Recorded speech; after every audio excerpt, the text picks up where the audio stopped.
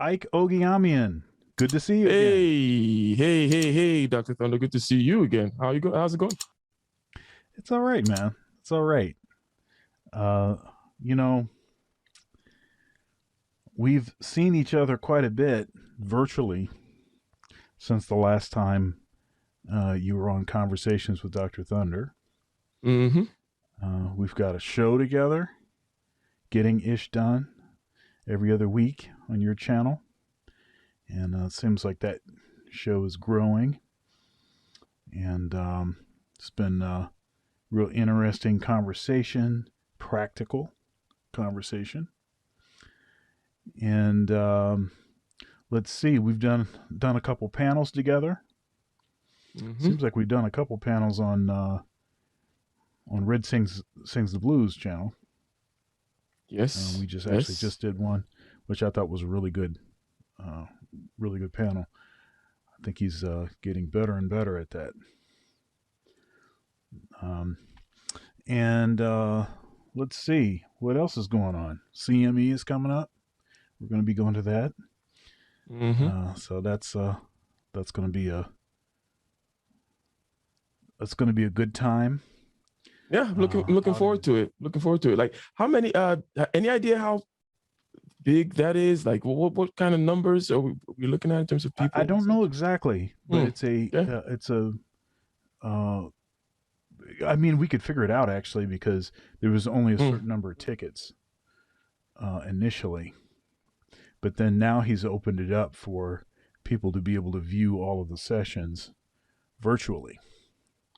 So he's selling virtual tickets, and but this has been a major undertaking, feats of strength kind of Festivus, of Festivus proportions.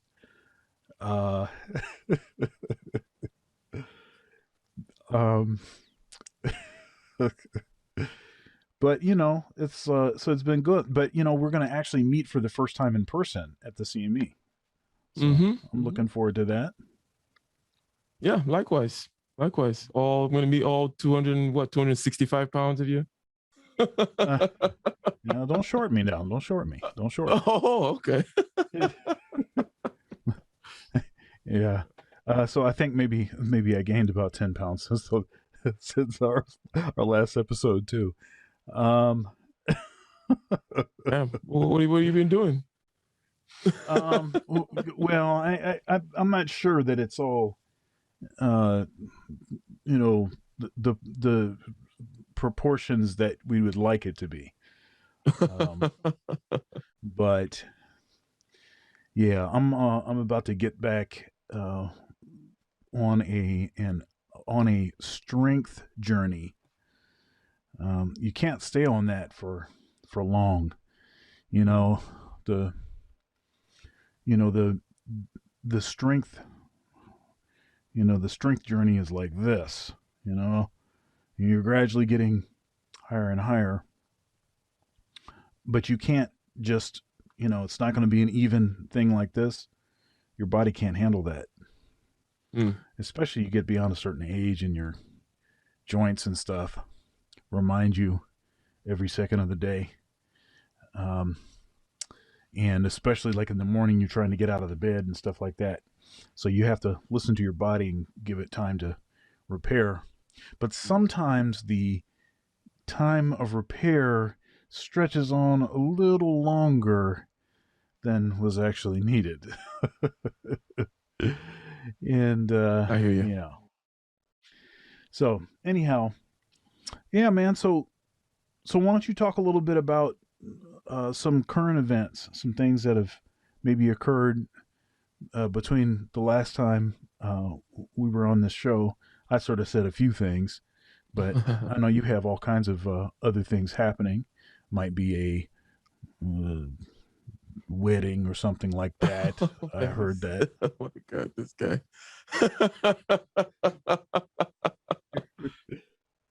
Well, yeah. Show that hand. Show that hand. Come on.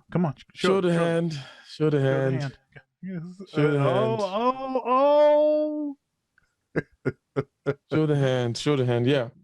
So yeah, I got married. I got married in the month of March. So I went to Ghana from the end of April till about no, sorry, that's backwards. From the end of February till about the beginning of April, I was in Ghana/Ethiopia, and I got married in the middle of March in Ghana. It was like 3 ceremonies. She was like, I think there were 2 ceremonies that were in one day, but then there were 2 other ceremonies, 2 separate days. So it was kind of wild. It was a lot of weddings, but getting married, just me getting marrying the same woman over and over again, apparently.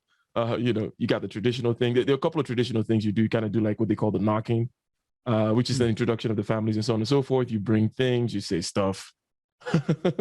And then there is what is called they call it now the engagement, but back then it would have been the wedding. And then you have the church wedding, of which we had 2 for certain reasons, partly due to COVID, I would say. COVID complicated a couple of things. So there was a wedding at a church with really pretty much nobody there. And then we did another kind of white ceremony with other people where the reception was going to be and so on and so forth. So yes, I got married since then.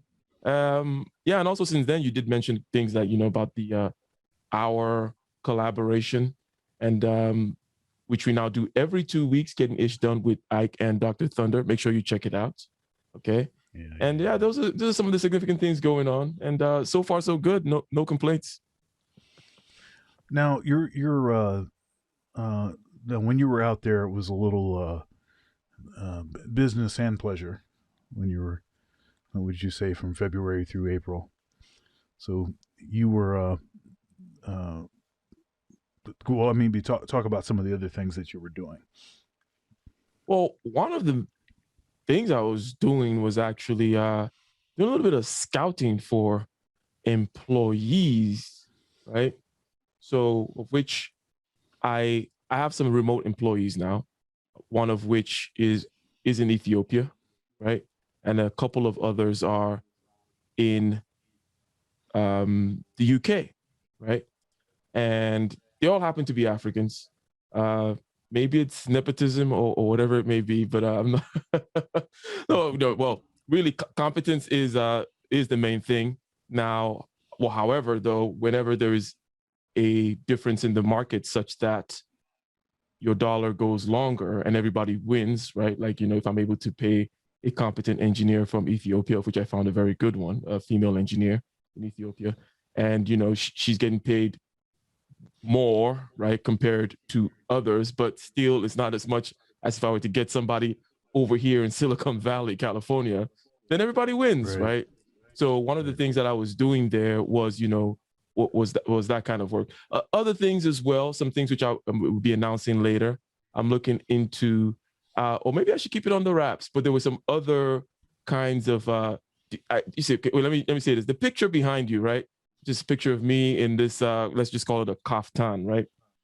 And one thing that I noticed when I put that picture out there was, now this was already in the works, but when I put that picture out there, a lot of people were like, oh, I need to get my hands on that. I need to get my hands on that. O'Shea Duke Jackson shared that picture on his channel, just talking about, I had some post, and a lot of people were asking about it. So one of the things I'm working on, you asked about it? Yeah, I even asked you about it. Oh, okay. So yeah. I would like to, I'm working on something to kind of connect with the people, some local, by local, I mean the African tailors over there, have people over here, kind of like, you have custom ones, and then you have like just regular ones, like XL, whatever, so on and so forth. Here's the different designs. And you can make custom ones, your measurements and so on and so forth. And you could get yours, yours or your particular design and so on and so forth, different price ranges and blah, blah, blah, shipped to you. And you can rock the Wakanda gear too, so that's one of the things. Right. Yep. Yeah, so, and of course, while I was there, just still working too, the regular work. It's kind of, well, you might call me a bit of a workaholic. Thank you so much for watching my video so far. If you'd like to support, there are several ways to do so below. Also, likes are free. Please comment, share, and subscribe. Now back to the video. You might call me a bit of a workaholic, right? Which it will be true. And I'm one of those workaholics that I'm not a perfectionist, okay? And we work together, so you're probably starting to get the sense. I rather just juggle many things as opposed to dialing things and getting it perfect. So while I was there, I was also just working regular, like a day after the wedding, I was working, and I was on Bernard Riley, that is a fellow content creator, on his stream. And I would have to say that I'm glad to have found a woman that kind of understands that aspect of things. There are a couple of reasons why I think. Now, I don't go about abusing that. I'm not stupid, right? Just because she understands doesn't mean you're gonna over push it, overdo it, or not, shall we say, reward the understanding with your showing of appreciation and so on and so forth. Right. Yeah. So a couple things. Now you said this workaholic thing, which is interesting because I think that's one of these things that we sort of talked about a little bit on getting ish done. And even like with this idea of a, work and home balance or whatever that people talk about that. And, I have some challenges with that, of course. I wouldn't consider you to be a workaholic because I don't get the sense that you're using work to sort of mask some flaw that you have, or using work to it's like you're self-medicating with work so that you don't have to address some childhood trauma or something, right? Because when you think about workaholic, it's obviously a combination of alcoholic and work, right? We're squashing these words together. And we know what we think about people that are alcoholics, right? Mm-hmm. They're obviously alcoholics because they're not addressing something. They're running away from their problems. They're escaping to the bottom of the bottle, as it were. Spending a lot of time in the middle of the day at dive bars and whatnot. So there's a particular thing that people mean when they say that, but it seems to me that most of the folks that are called workaholics, folks like yourself, I get called that, we're not actually workaholics at all.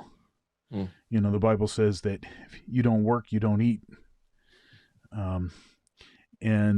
So since I like to eat, I have embraced the working. Also, there's this from the beginning, right? Once we were kicked out of the Garden of Eden, then there's this statement about working the land and receiving from the sweat from our brow, and all of that kind of thing. And so that's just kind of, it's just the sort of, it's normal. It's what if somebody were to push back and say, well, when is enough enough? Aren't you eating? How much do you want to eat, Dr. Thunder? Well, that's true. You're right. And maybe I should eat less. But unfortunately, with the way that we're designed, working, let's see, what is it that I want to say? If I'm working more, then I need to eat more. Right? That's how that works. So you're burning more calories as you're working. So you're going to eat more. You need more. And if you're working more, you tend to be building more, and you build, let's say, an organization or a family or whatever it may be, then that needs to be fed. And as you feed that more, it just goes, yeah. And generally speaking, if your work is solving problems, generally, let's say, or the produce of your work is solving problems, then it's all to the good, right? Right. So check it out. I mean, I've been in crisis moments where you didn't know exactly what the next turn was going to be, or you're contemplating leaving one form of work, maybe for something else. The fork in the road scenario, as it were. Mm-hmm. And one thing I've noticed is every time that I've prayed for an increase, for a blessing, the answer always includes more work. It's never been the case where I've prayed for more. I'm trying to get this next thing happening. I'm trying to increase my income. I'm trying to, whatever it is. I want this promotion. I want this, different situation. Of course, I have this perception that it will be greener grass over there, which is our tendency, right? The grass is always greener. But when you get over there, in order to have that greener grass, in that bigger yard, you have to need to do a lot of watering. Yeah, that's right. So it is, this is something that I think folks don't think about very much. I think when we're younger, we have less understanding of this. And I think that folks that are not career minded, maybe people that have a job, but aren't necessarily pressing towards that next step, that, always kind of moving. I just think that in general, folks don't understand that.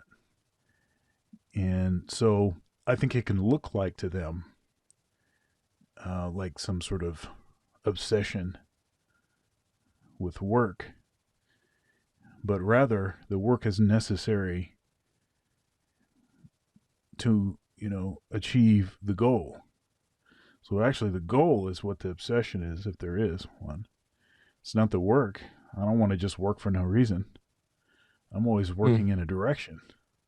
Seems to me that a workaholic would be someone that just give them any kind of work. Hey, go out in the back and dig a ditch. Hey, I'm there. I'm a workaholic. I need it. I need this work. It's interesting. It's one of the things that came up when a couple of years ago now, when Sam Harris and Jordan Peterson had their debate. I think it was about 2 or 3 rounds that they went back and forth on the meaning of meaning, and I'm sure the audience knows what I'm talking about, or they might. But one thing that came out was Sam Harris said, like, because Jordan Peterson was going on and on about our need for but let me start with Sam Harris. Sam Harris made a comment that what's the whole point about people coming together, like during the World Cup? He used the World Cup soccer game as an example. And people are agitated and getting all over themselves, either in happiness or sadness, elation, and so on and so forth, just because someone is able to shoot a ball into this net, this post thing.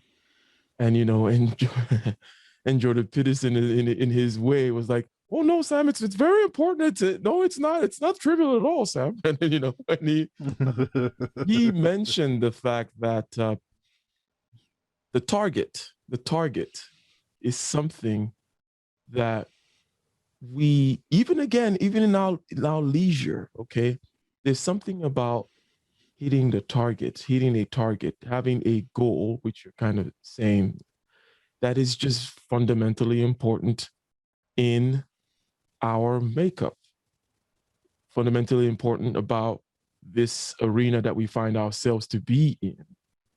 And we see this play itself over and over and over again. And then Jordan Peterson, in his Peternesque way, Petersonian way, whatever you want to say it, then took the soccer thing and took it all the way back to the lobster and everything, you know.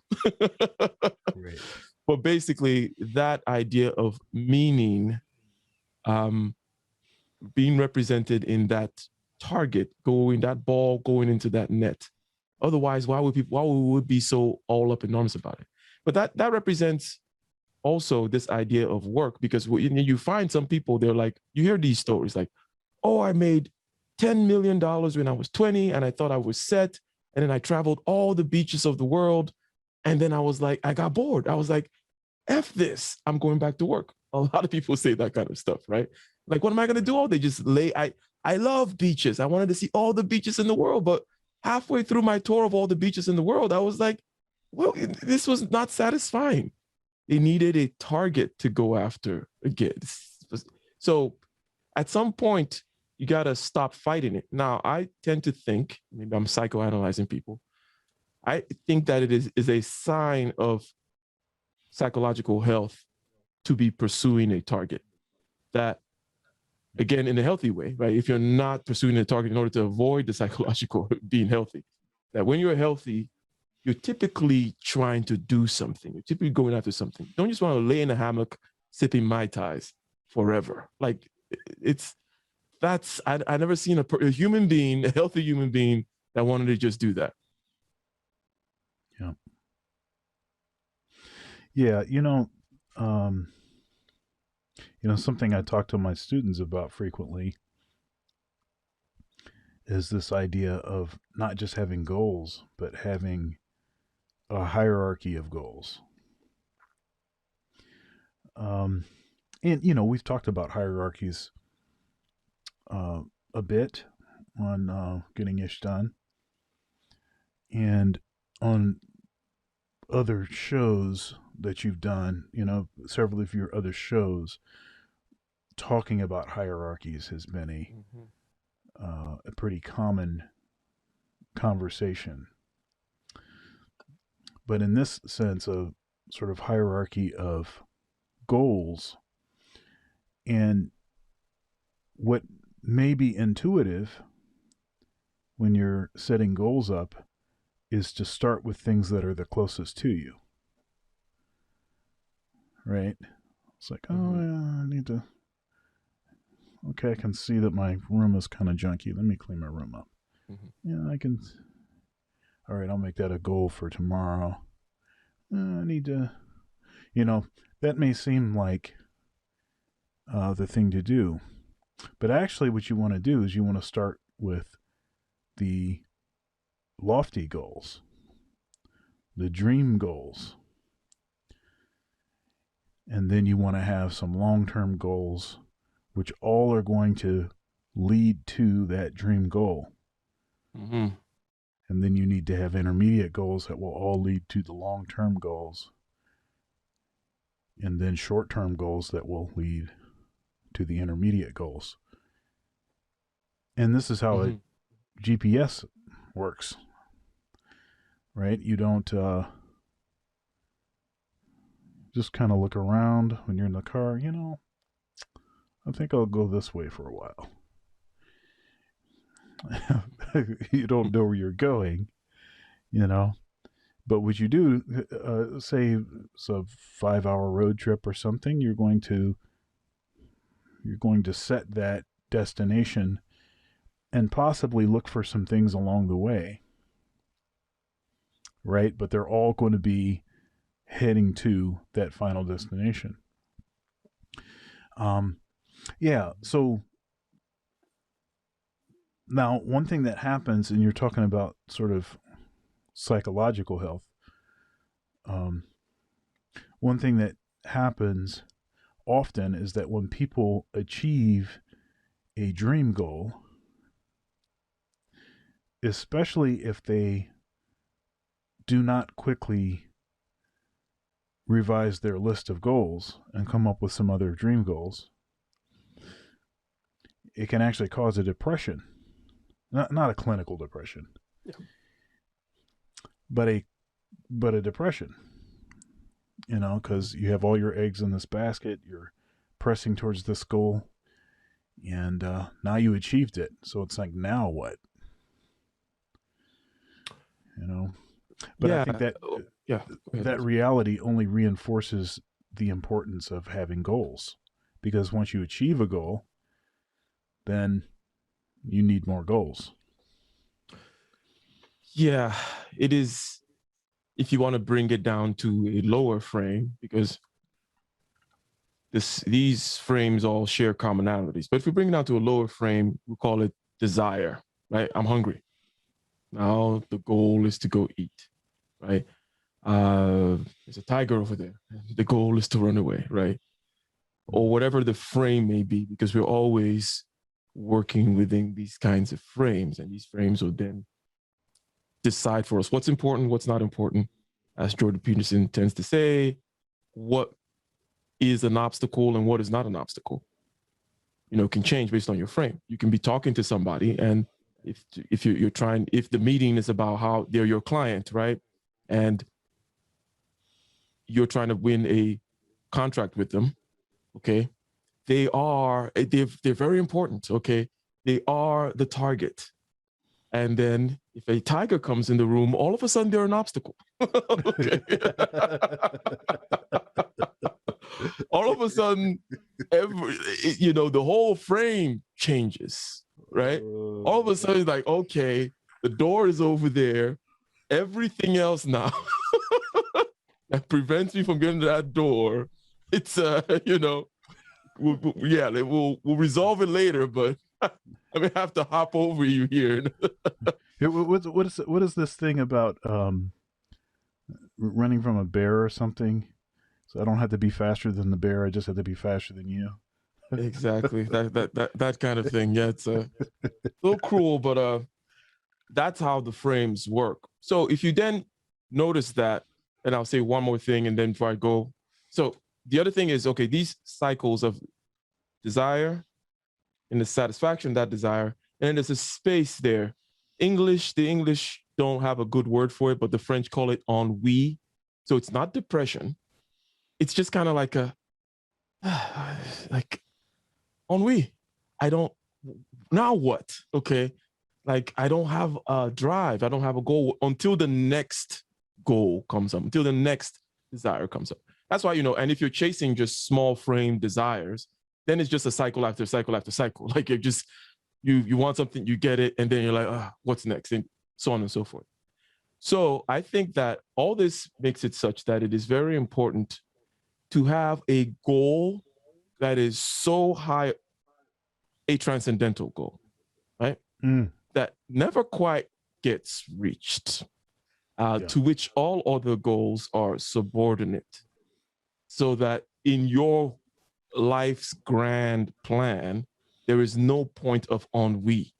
It's just a next stage of moving more and more towards that perfection, towards that transcendence. And I think that is very important. So when you say having these goals, well, there are a couple of things there. Well, number one is the fact that this has to be transcendent. And that's why I think that it is important. And all religions kind of have somebody or something for you to mimic that you can't quite get to, right? Like, well, you have Jesus Christ, and Jesus tells you to be perfect, or something like your father, or whatever it may be. Right. Be perfect as your Father in heaven is perfect. Yes. Yep. And you can't quite get there. Hence, your life's path and that GPS is never going to get into any place where you're like, oh, I guess I don't know where I'm going now. There's always that place you're heading towards, and you never quite get there. And also, just last thing about, my own personal psychology is that the way I work is the beauty of having those kinds of goals, and it's more like a vision, more like, because it's transcendent. There's no, it's not like, oh, when I do this, it'll be there. There's no object. You can't say, okay, it is getting 5 stars on this thing, it's like, no, it is transcendent. Okay, we can get into what that means, right? But once you have that, or once I have that, because people are different, okay? Because people have it and then they have to still plot out the rest. For me, once I have it, I actually don't have to think about how to move towards it. It's almost like it pulls me towards it, right? It's not like I'm trying to find it. I just have it there, and then I just turn around and I'm just doing my thing, and it pulls me there. Now, there's some sense of me always having it, though. That's the only requisite. And it's not like I haven't, in other words, I'm not going to just have it and forget about it. Like, no. As long as I am let me put it this way. There's a certain kind of awe and reverence for life itself, for existence itself, for creation itself, right? Which is part of that transcendent goal, right? That as long as I am putting myself in that place where I can just look and be in a place of gratitude and in a place of awe of existence in itself, I constantly get pulled towards the place where I should be going. Yeah. Yeah. There is. Okay, so the idea of God is one of these sort of concepts. You disappeared. Oh, I know.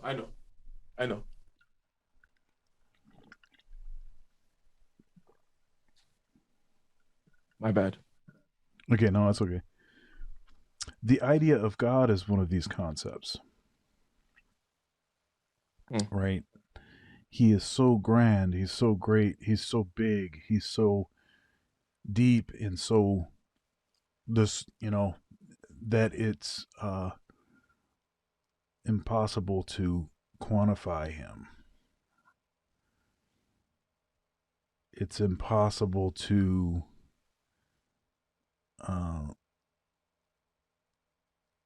achieve or reach those heights or depths, or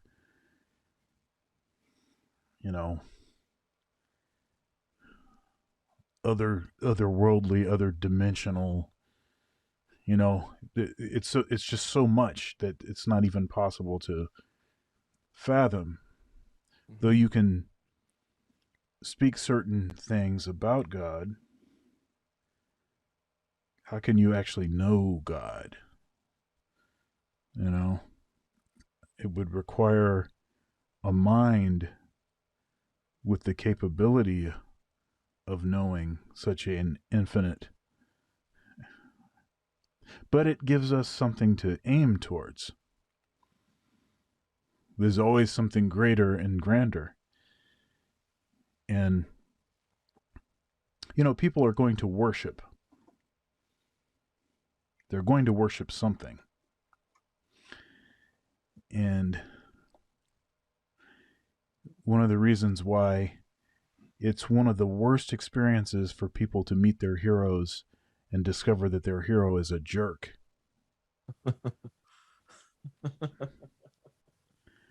Because it has totally destroyed something that may have actually been positive towards making themselves better, or establishing some sort of frame of reference, to press towards. But but God, that's never going to happen. Of course, we'll never have that proximity to him either. But it's always something out there that you can be aiming towards. It's like So you mentioned that people are going to worship. So what's the danger if they don't have that? I mean, the transcendent, the something out there that or if they don't have God, what tends to happen now? Because I'm assuming they're going to worship something else. And then what's this? Give me a storyline here of how it all goes to hell. Yeah. I mean, if you if you have proximity to actually interface with what it is that you're idolizing, you're most assuredly, unless that thing is God, you're going to be disappointed. You're going to become disappointed. Proximity breeds contempt. And absence makes the heart grow fonder. So there's all of that sort of I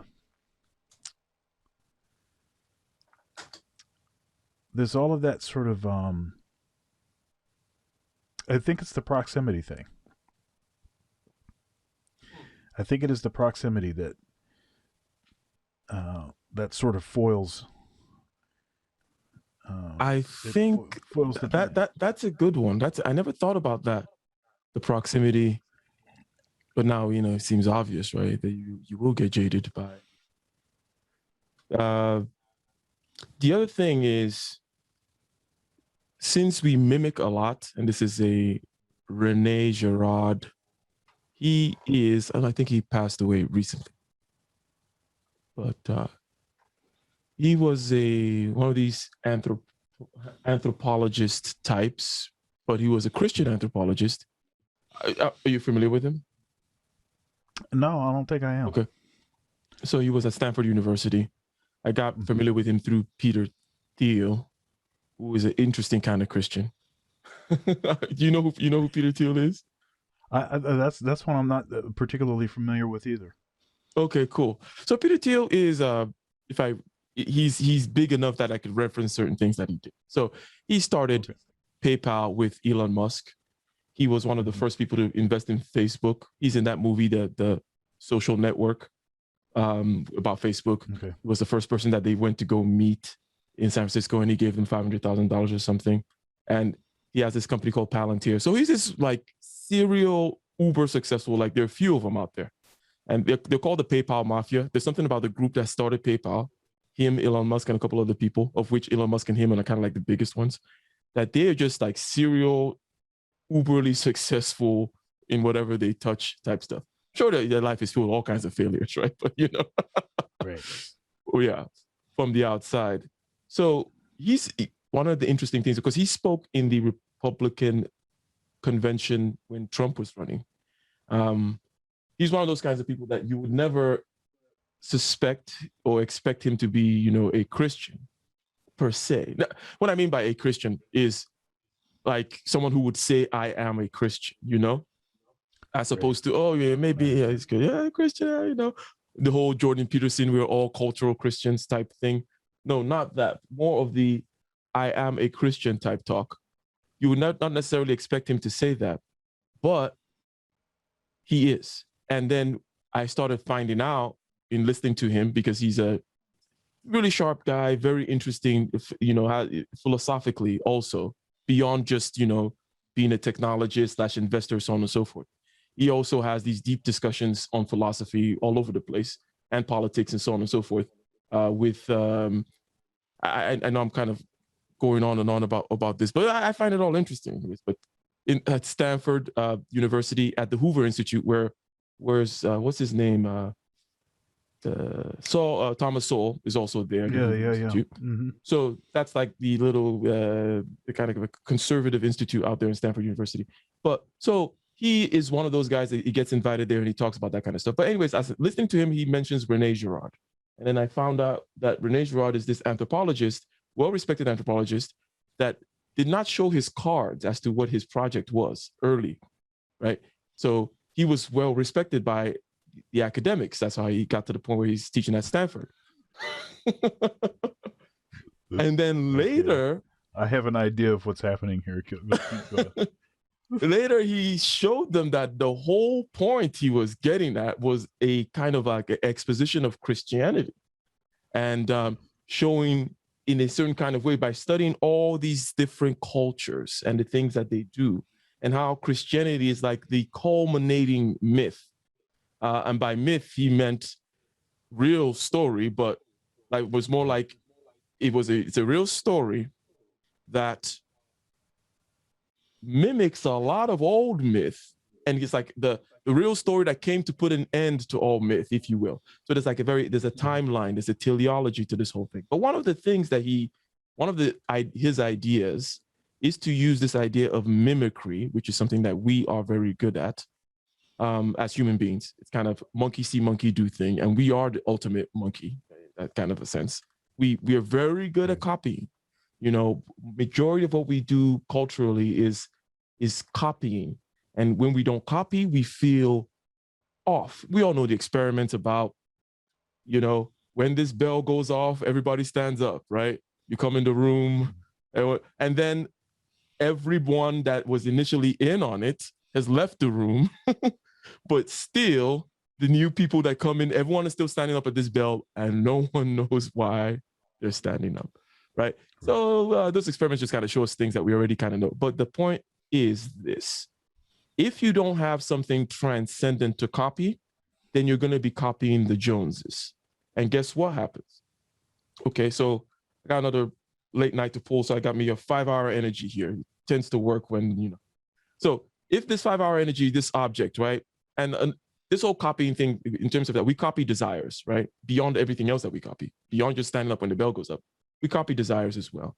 So if this is a toy and I don't want the toy, but then the next baby comes through and starts playing with this toy, all of a sudden I want the toy. All of a sudden I want the Ferrari. All of a sudden I want the girl, whatever it may be, right? So if you don't copy something transcendent, you're going to be copying what other people are copying. And guess what happens when we all now want this? Isn't that when the knives come out? And, you know, and the hatred and all that stuff just starts to come out. Yeah. Yeah, and that's interesting too. I have a show with TK Coleman. It's called Thunder and TK, and we're on a break right now. So that was the end of the second season. We'll be going into a third season pretty soon. But TK, I remember in one of our conversations, and I think this conversation was offline. You know, in this, there's a lot of talk about money being the root of all evil. Okay. Now, so folks that are chasing the bag, as it were, or trying to get the bag, or trying to secure the bag, there are those that believe that that is a frivolous pursuit. Frivolous, maybe that's not the best word. It is not an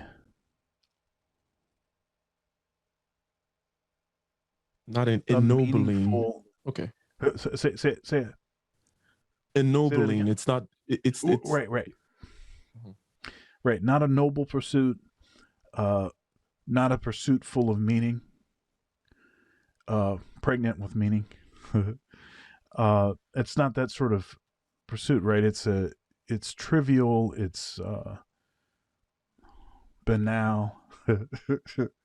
To reference Jordan Peterson.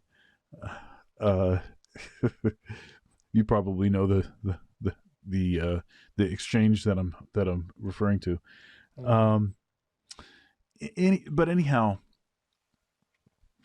But see, it's not actually securing the bag.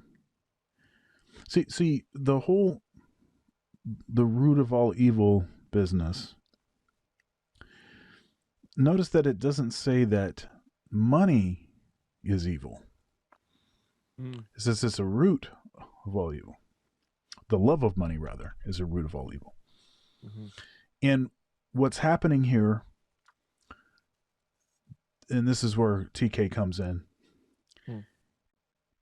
the way he interprets this is to say, whenever you elevate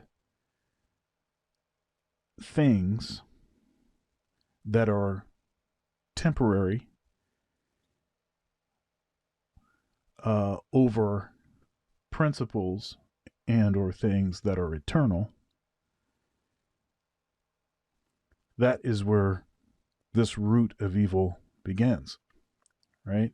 So you're talking about this 5-hour energy, right? Or this toy. And when everyone fixates on that item and then therefore is not fixated on eternal matters, then it seems like everything gets out of control, right? And that's when the worst parts of humanity show themselves. Yes, it's there, because I like that you mentioned the root part and you mentioned the love of part, and then there is money, which also is a word that needs to be unpacked, because once it's unpacked, you see what you just said. In other words, that money is, after all, a means of exchange of human values, like human things. Your labor for my tools, for this a bushel of wheat, for this blah blah. So it's and it becomes about that again, what humans want, what humans desire, right? And in other words, when we focus on ourselves, after all, we are temporal. All our desires and pursuits tend to be temporal and temporary and so on and so forth. They're not eternal. They're transcendent. They go away. They wash away. And I mean, even the Buddha says this, that, hey, everything is temporary. It passes, it comes and it goes. And if you fixate on that, well, that's the beginning of your problems right there, right? And that's the same saying that's going on here. And so if somebody were to then ask you then, okay, well, Dr. Thunder, how do I deal with that? Because some may say, okay, well, then, therefore, believe in God. But some may say, well, that's not such an easy proposition now. What I mean by that is, it's not the case that it is clear what it is to believe in God means. It is clear that you can point out to, oh, see those people over there, they're doing it, and these are the outcomes that they have. Because you see the same dysfunction everywhere, whether it be in church or this or that or the other. There is still this kind of focus on the temporary things, the focus on the things that we human beings trade and barter with each other, and keeping up with the Joneses to the point of wanting to kill the Joneses to take what they have. So they were to ask you, hey, me as an individual, or you, doctor, how do you deal with this thing? Or how do you truly believe in something and try to mimic something that is transcendent, that is above and beyond? Yeah, I mean, that's the that's the challenge, isn't it? Is finding a path, in the world but not of the world, this kind of talk. Mm-hmm. You still must interface with people in institutions and stuff that is not functioning in an ideal capacity. That's a soft way to say that. Things that are corrupt. You must still interface with this corruption, but yet remain unaffected by the corruption. This is very difficult.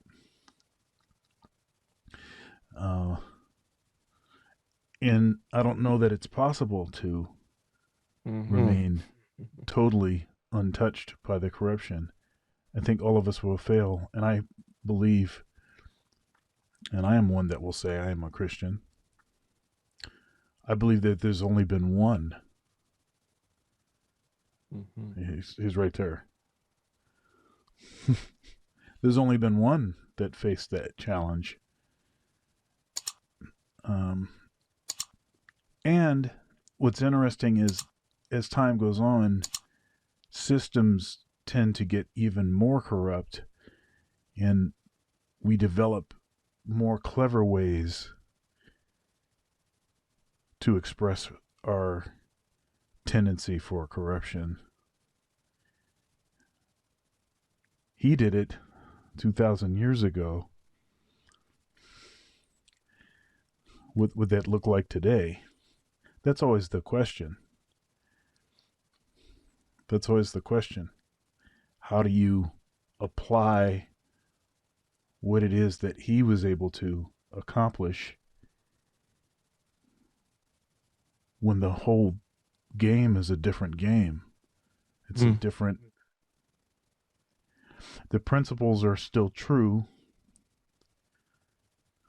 as the Black church would say, the blood still works. But how? You know, it's a convoluted, complex, hard issue. One thing I'll say, you know, and I said I'm Christian, in particular I'm Orthodox Christian, is that I think that asceticism is part of the answer. Asceticism is not something that is a frequent conversation piece or topic from most Protestant pulpits. But I think it's part of the answer. You know, it's not spiritual without ritual. And I think that often is the case is that people run from anything that is tradition, you know, because they think that it makes them less spiritual. But actually, that's not the case at all. Spiritual must be something that can be realized. It can't be something that just exists in some sort of abstract, ethereal, let me test to see which way the wind is blowing kind of manner. It must be something that you can practice. Speaking of practice, there is so one thing about JC from 2,000 years ago.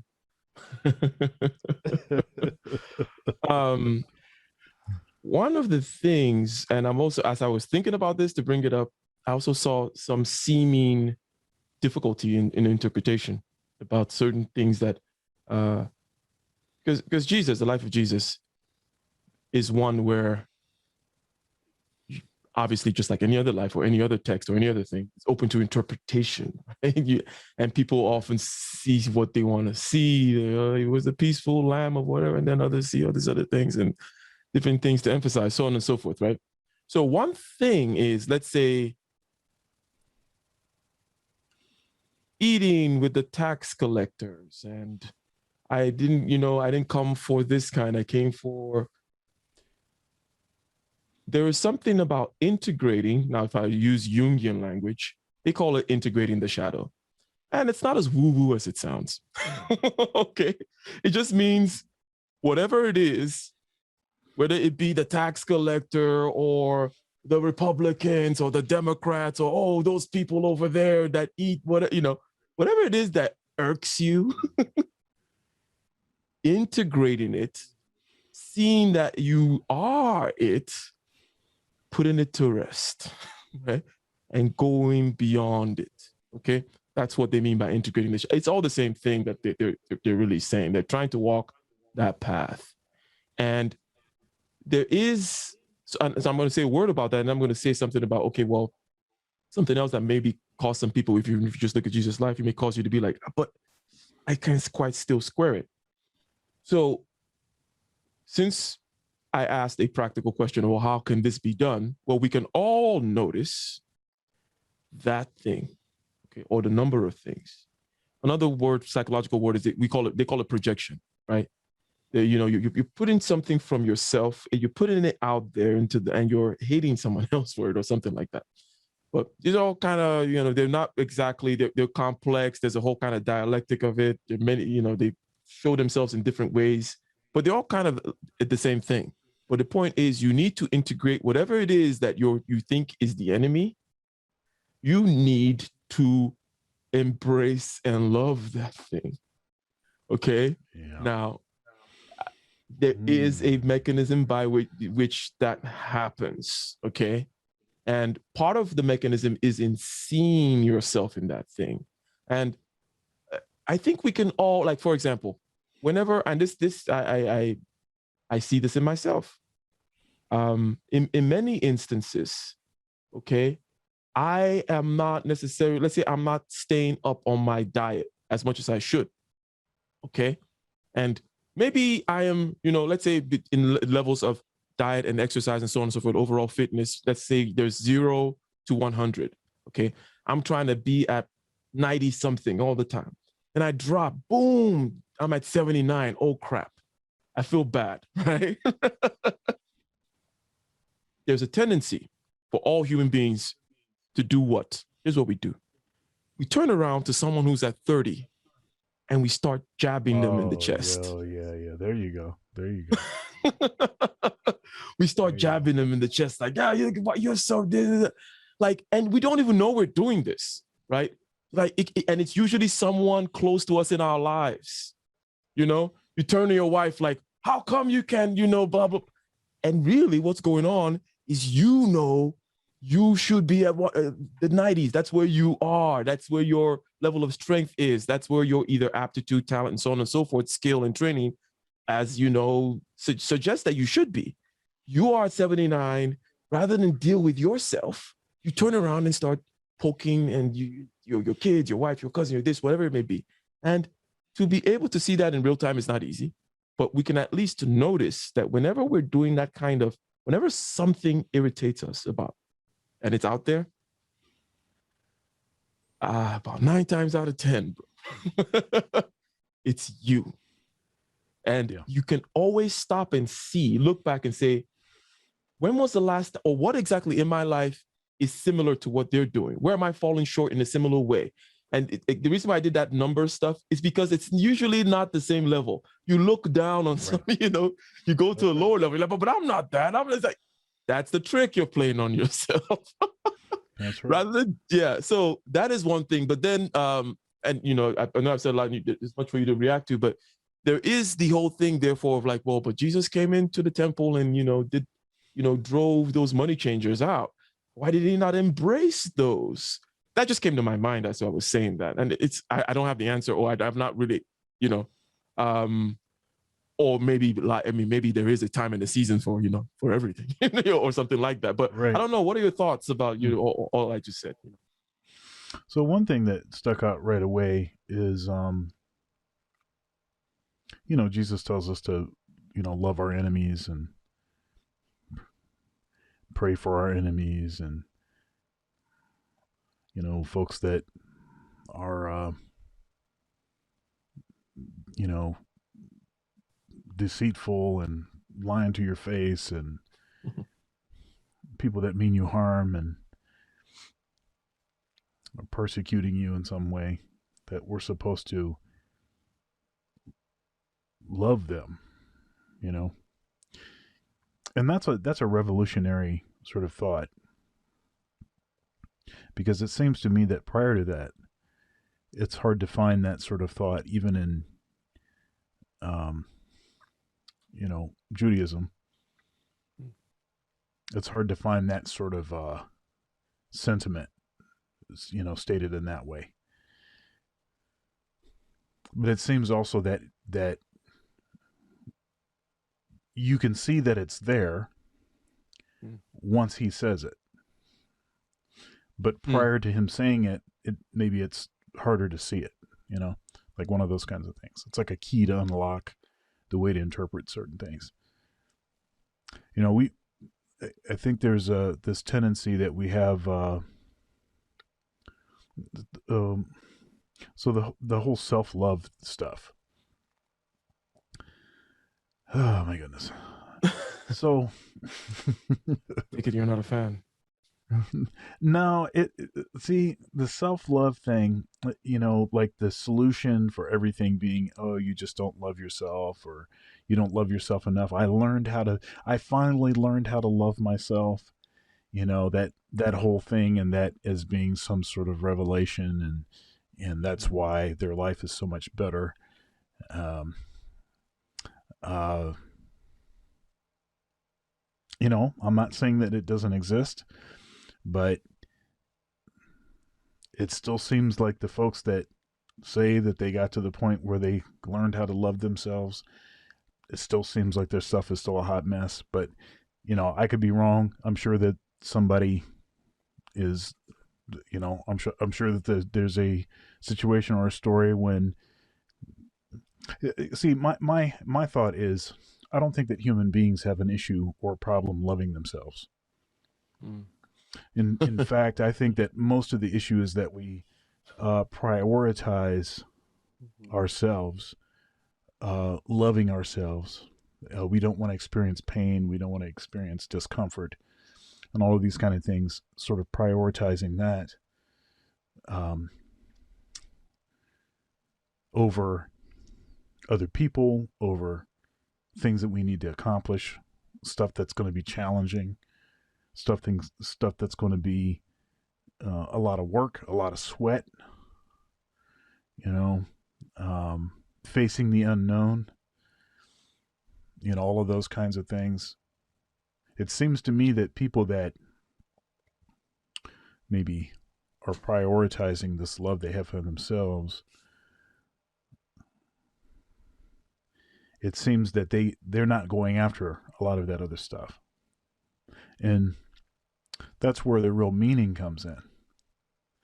And then I think it gets sort of flipped upside down. And so then and I don't know, maybe there's some semantics associated with a misinterpretation. Maybe I'm misinterpreting what it is that I'm saying, and maybe what it is that they're actually saying is what it is that I'm saying, but just using different words. I'm not saying that that's, not the case, but maybe that is the case. It seems to me, though, that it's more of an issue of prioritizing self-love over the love of others. And it seems to me that what's most important, what does it say in the Bible? Love others as you love yourself. Love, God, and and others as you love yourself, or like this, right? So the idea here is, the assumption is that you love yourself. Mm-hmm. Mm-hmm. We know you love yourself. Mm-hmm. You're not putting yourself in situations that are creating discomfort willingly, Mm-hmm. right? Mm-hmm. So we know you love yourself. So the whole this creates a real challenge, though. This idea of loving other people that mean you harm. That's a hard standard, man. That's rough. But that's what's required. It's what's required. Now, you talked about the rituals in the spiritualism. And there are these markers. And I mentioned before that whenever you notice being upset with someone, whenever you notice or if you have a group, it may not even be an instance, it may not be like an acute thing, it'd be like a chronic thing where, you hate Republicans or something. I don't know what it is that you hate, right? Somebody, whatever it is, whenever you notice that, it's an opportunity. So what I'm saying is, it's difficult, but you have the target right there in front of you to work with, right? So I don't know, maybe it's an X or something like that. That's the target. Use it. love your ex or whatever vision of it you have in your mind, right? Is it easy? No, and the reason I bring up the ritual is because you have to do it actively. Like you have to have a method. It's got to be formal. It's got to be a practice. You know what I mean? Right. It can't just be, oh, I want to love you. I love my ex. It's like, no. You gotta like have a way of approaching that. But there are all these targets out there. And I think that if you understand the principles that we've kind of laid out, that, okay, whether you want to talk about embracing your shadow or you want to call it, whatever you want to call it, that whole thing of, or, not projecting so much, whatever you want to call it, you have all these things there that are the triggers for it. Some one of a different political affiliation, someone who doesn't look like you, someone who doesn't dress like, someone who believes differently, someone who comes on the panels on the manosphere and just talks nonsense and it just makes you like, oh my God. whatever it may be that you just can't stand. Those are your targets. Are we talking about snow bunnies again? We're talking about Is that what we're talking about? Talk about snow bunnies. So those are your targets. Those are the things that you're like, oh, those are the points that need to be worked on. So I'm putting a silver lining in the cloud there. The cloud is that it's difficult. The silver lining is it is right there in front of you. The things that you have to do are right there in front of you. The things that trigger you, well, that's where it's at. You need to go there and with your spiritual practice, love those things and dissolve their grip on you, because that grip is what tends to produce all the chaos and all the, not just in you, but when you look around the world and you see all the chaos, that's where it's coming from. It's you and me, and the mechanisms by which they arise are that way. And if I go back to this other simple example, it's because we're all fighting for the toy. We all want to then, and we also mimic hatreds too. That's the thing. Think of mob mentality, right? It's very easy for people to get riled up to start hating somebody just because your neighbor, whom you like because you share something with him, hates them too, right? And then all of a sudden, hatreds start multiplying, magnifying, and meeting each other en masse all over the place. And it's all because we don't do these simple things. And I mean, we don't, we're not, none of us is perfect, obviously. But the main thing that I'm mentioning is that the targets are there. The things that trigger you are there. The people that that come in your mind and you're like, that damn person, they're there. Whenever it comes up, stop and try to, some people, for example, I was listening to this, the Jewish mystics, okay? So now, I'm a Christian myself. Personality type, I'm a mystic type personality. I call it a personality type. In other words, it's not really, I'm not saying mysticism in some strange sense. I'm saying that some people are mystics. Call it what So hence, I study all kinds of mystics because they just tend to flow with me. Like I'm like, oh, I recognize how that person, how they roll, They're rolling in their own tradition, but we have a similar kind of pattern. So there's this, and one of the main things of this pattern is that there's a great focus on this spirituality, the ritual of spiritual, like that's what kind of like I like naturally, regardless of who I am, I'm always, or what I believe, I'm always going to be focusing on spirituality, right?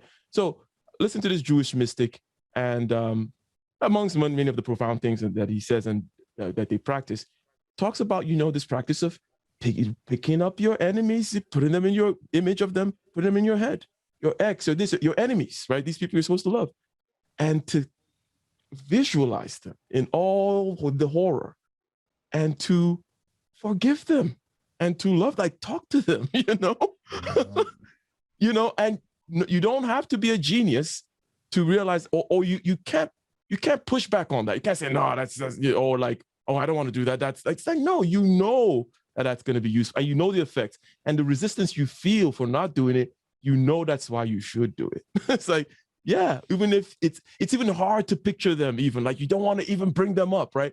That's why you have to do it. Yeah, that's right. It's creating this sort of impediment. It's gonna block you at some point. It's gonna make you less responsive,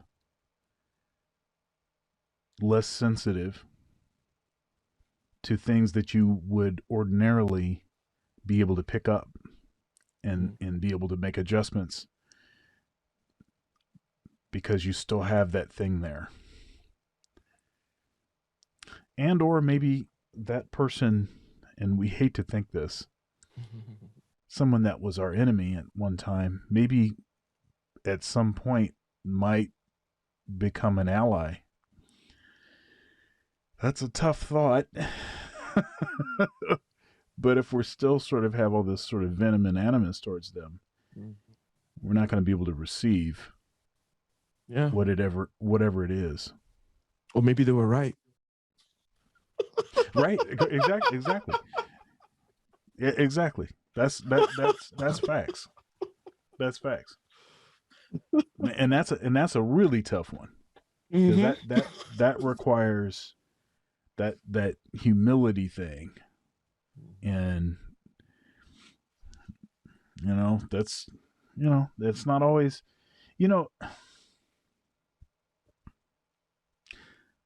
I fancy myself as someone that is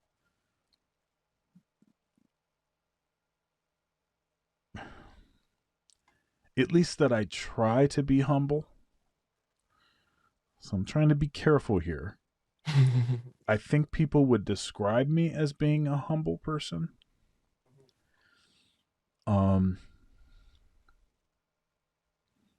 not braggadocious, right?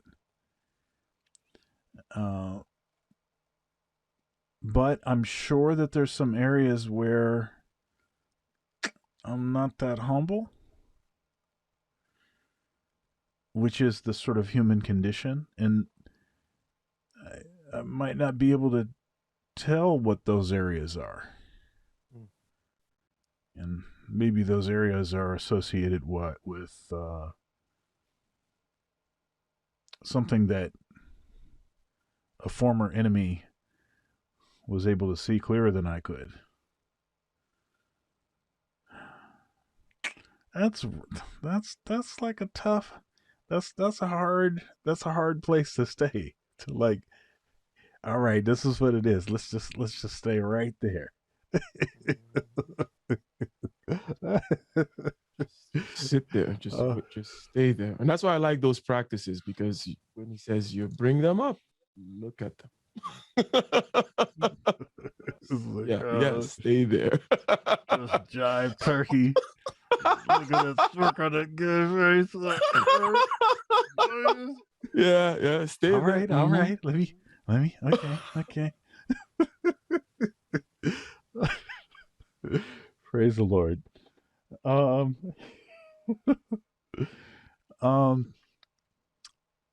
Okay, so we're gonna be at the CME. Well, first of all, we have a live stream, and this video that we're doing right now, this will post tomorrow morning, which is Tuesday.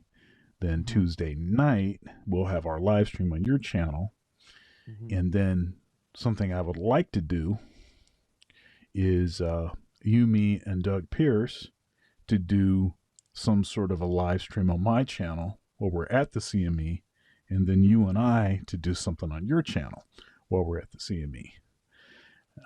So we've got some stuff coming up, which I think is going to be very interesting, fascinating. I'm super excited about the conference. Really proud of Donovan for summoning up the wherewithal to do such an event. He's been under constant attack. He had some health scare stuff that happened with his blood pressure. Got that under control. But he's out there now, and he's live streaming every day. So eager to meet him and some other folks in the space. It's a real A-list of speakers at the conference. So that's going to be cool. Is there anything else that you want to plug? Well, other than going to my channel, which you will be going tomorrow to see myself and Dr. Thunder, right? Yeah. I would, there really isn't anything else for me to plug at this time. And I would like to thank you. I think that this was a good continuation of the initial conversation that we had, and it's always a pleasure. Yes, and we'll definitely have to have you back. I mean, we have a good rhythm and a good, you know, good chemistry. Good, like, you know, we think in similar ways in some respects and differently, and so I think it makes for some interesting conversations. So please, everyone, go and subscribe to Ike Ogiamian's channel. Check us out, Getting Ish Done, every other week. And, I'll be posting stuff on my community tab and on Facebook about upcoming episodes between us. And then also consider joining my channel, my show Thunder's Thoughts, the live streams, and also Dr. Thunder Quartet live streams. All of that stuff is when it live streams, everyone will be able to watch. But after that, it's going to go to only members being able to view. And so please consider joining my channel. Oh, go ahead. Bernard Riley, BERNARDRILEY. Bernard Riley. I have a Sunday service show with him. Yeah, that's right. That's right. And that's a Every great Sunday. show, man. Yeah, every Sunday we get down to some real topics, covering, the whole gamut that hinge upon whether it be business or the dynamics between men and women, but from a very practical and also solidly based. In other words, we're not just there to vent our spleen or we're to complain about this or talk about this, what this person did last time. No, we're coming at it in good faith with an idea to solving problems to the best of our ability and sharing our ideas. So, I mean, last time in the last few streams, we've been talking about business, how to improve, what are the different skills that are required, what are some of the skills that are going to be more important in the future, what are the ones that are going to be washed away, and what are the things that you, as a man in the 21st century, for example. And prior to that, we talked about how one can bring back order to a community, perhaps a community that, how does one build a community, right? Some philosopher king type stuff, maybe a little too lofty, but we give it our best shot. So every Sunday I'm on Bernard Riley's channel, and also there is another channel called 1950. I'm going to be doing a bi-weekly show with him. It's called the Silverback Lifestyle 1950. Go ahead and check him out. I'm going to be doing a bi-weekly show starting. I don't have the date now, but go subscribe to the fellow. Okay, Silverback Lifestyle 1950, and also Bernard Riley. Yeah, thank you. Yeah, and I actually was recently on Bernard's show.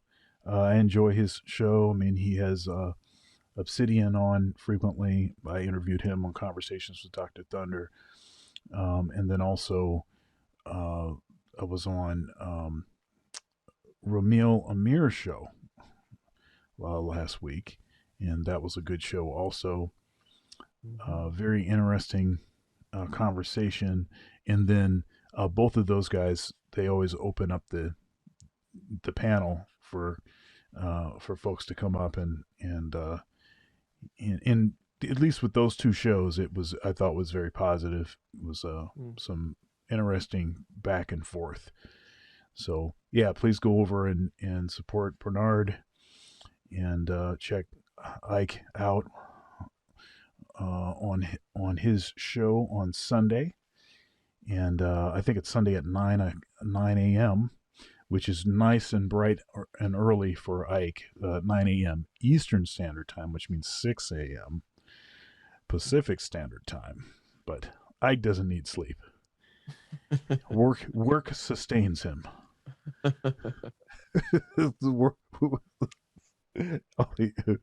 all he needs is work. So, he doesn't have to eat or anything. No sleep, just work. All right, man.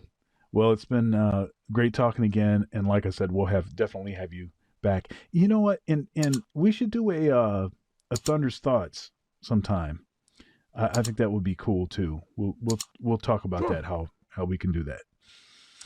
All right, man. Well, God bless you, and I'll see you. All right. Later. All right, man.